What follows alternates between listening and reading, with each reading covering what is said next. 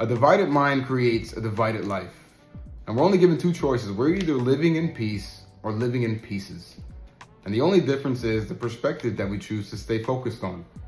A double-minded mind could be anxiety, it could be instability in our walks, but the main ingredient is lacking trust in God. If we go to Isaiah 26:3, it says, "You keep him in perfect peace, whose mind is stayed on you because he trusts you." So right there, we see a correlation between trusting God and having perfect peace in our lives.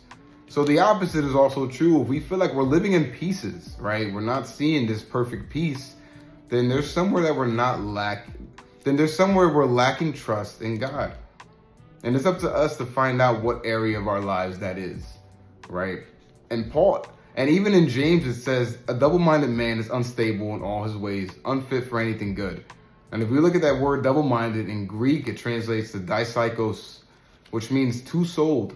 So one soul is focusing and trusting in God, and the other soul is focusing and trusting in fear and doubt and our own understanding.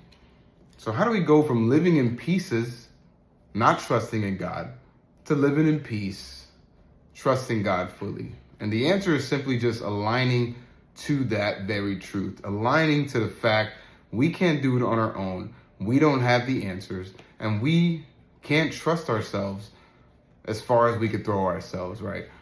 So we have to decide, am I gonna rely on my own efforts?